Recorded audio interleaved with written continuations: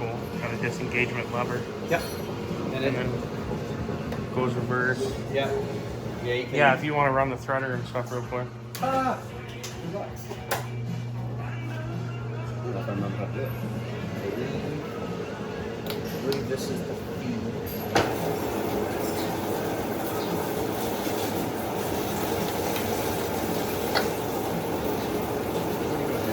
Oh yeah, it's going. It's just set real slow. Yeah. Yeah, and it all does work. There's different Speeds, you know, speeds there. These changed the threader part of it for different, something I don't know anything about, I'm not a machinist.